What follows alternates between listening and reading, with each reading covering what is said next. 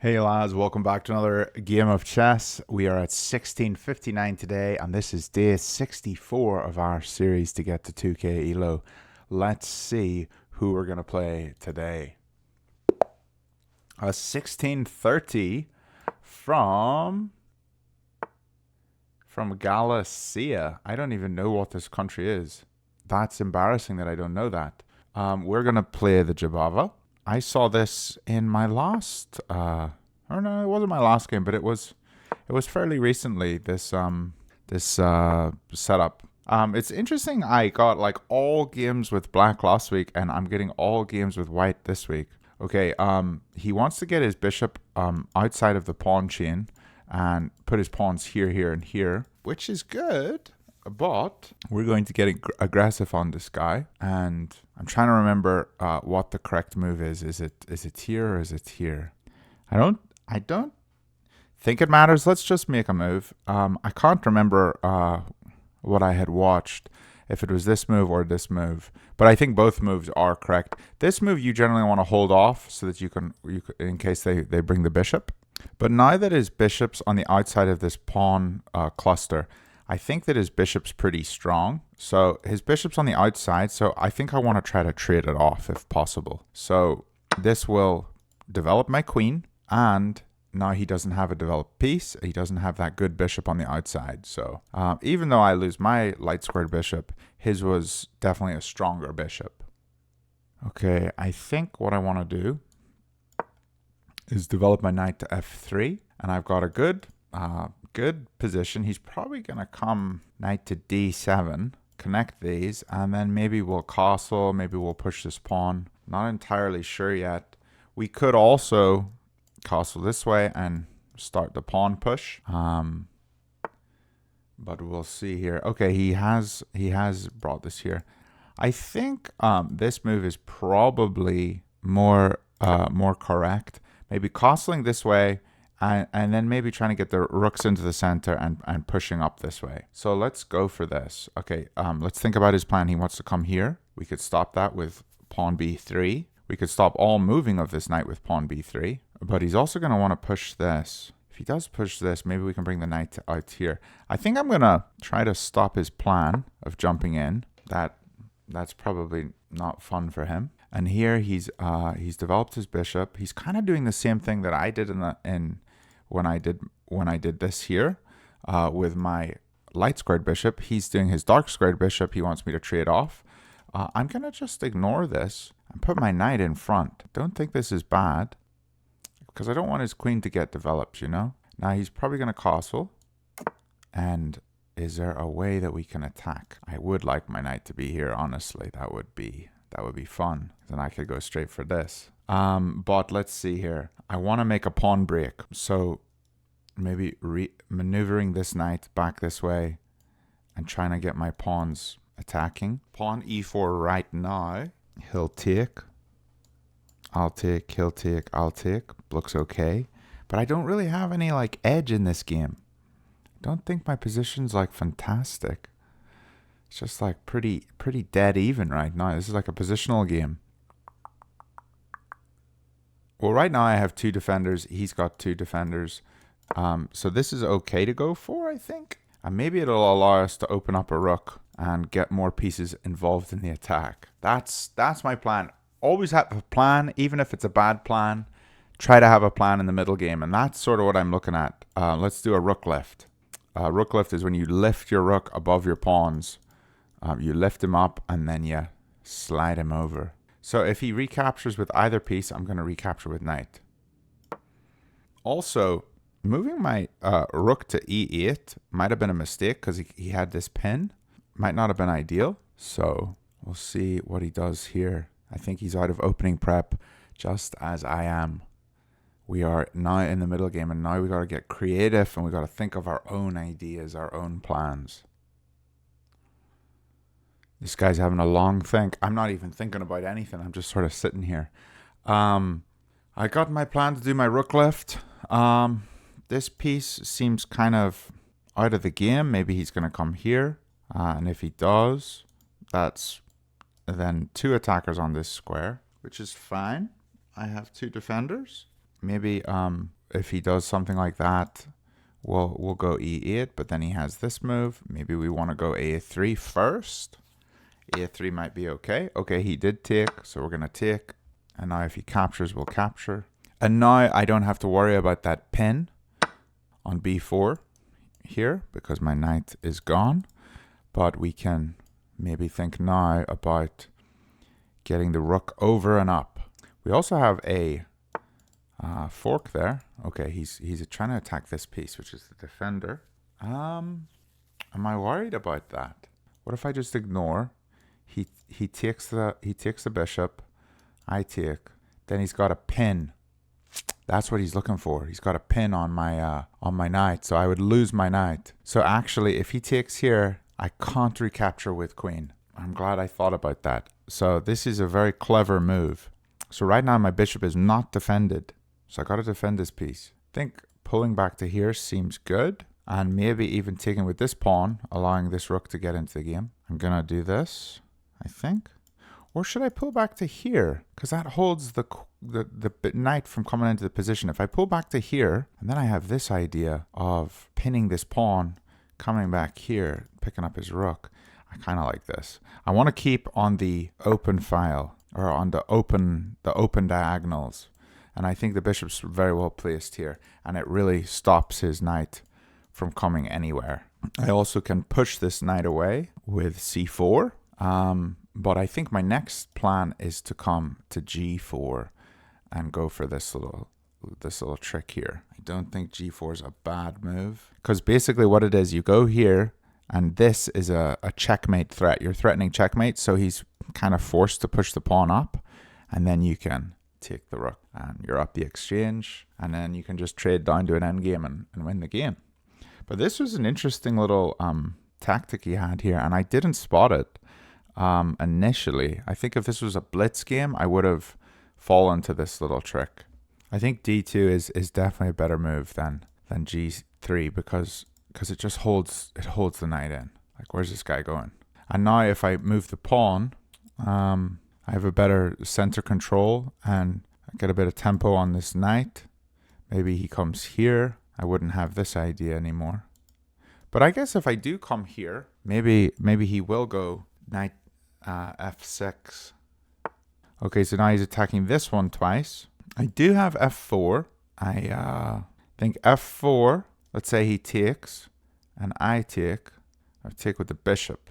Yeah, I don't want to attack now because this just gives another tempo for here, and I'm not protecting this knight. Can I go g4 here? Take here. Take here. Yeah, I would just be down a piece, wouldn't I? No, wait. Take. Okay, wait. Here. Take. Here. Here.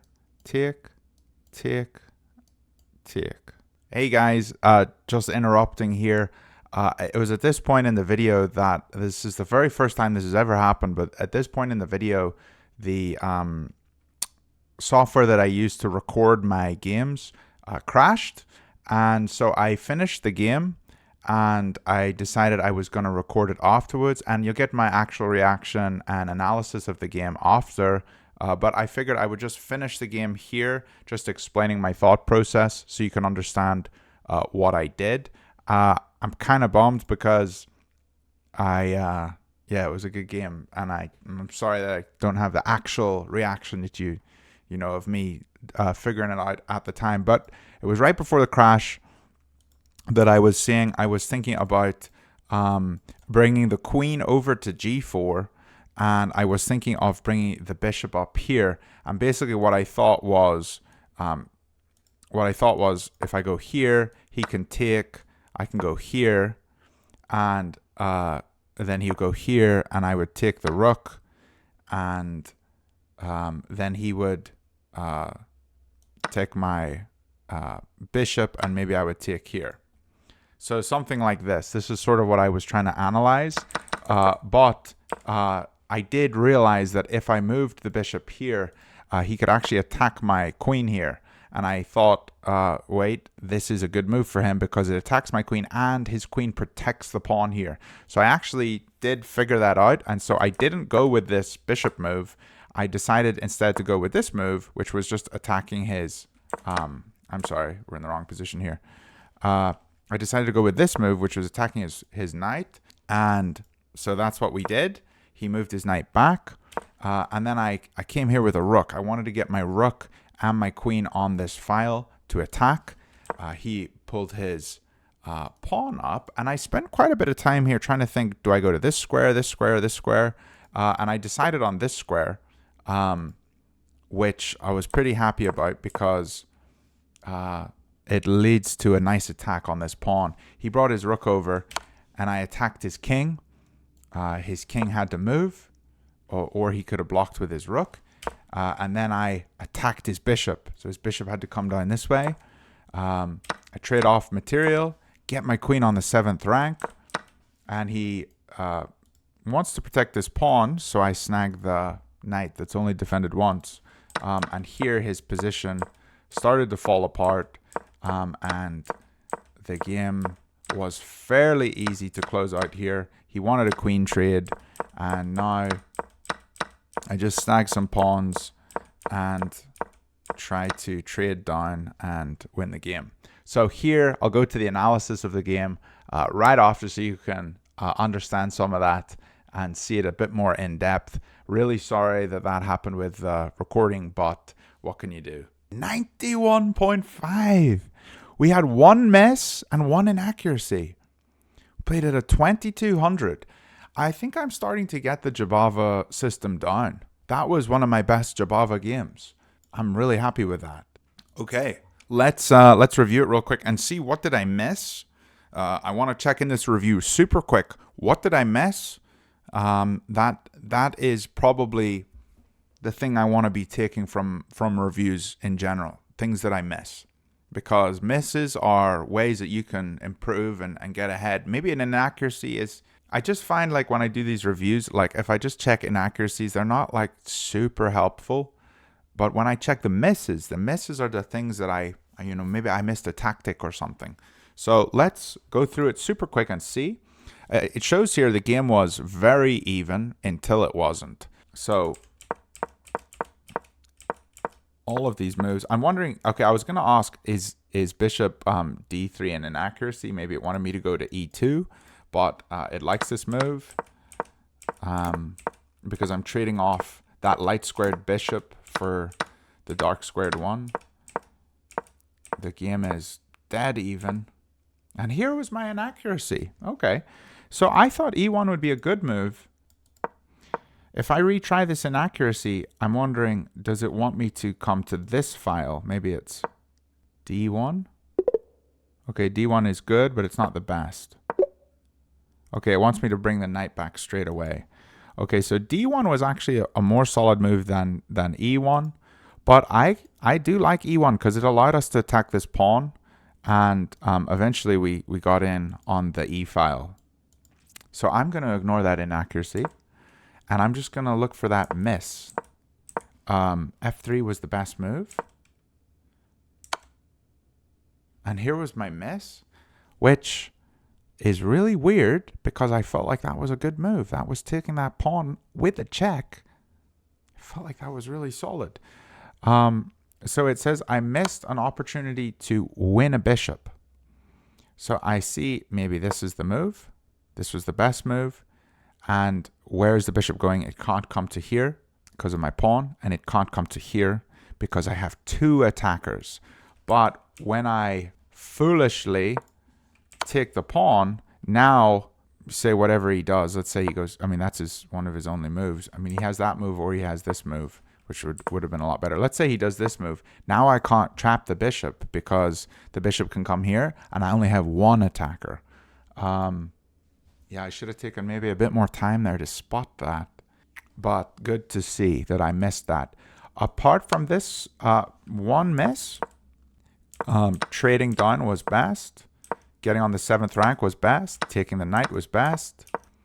Wow, we literally played all best moves. Okay, this wasn't the best move. I'm going to retry this. Was this the best move? Yeah, okay. Oh, no, it wasn't best.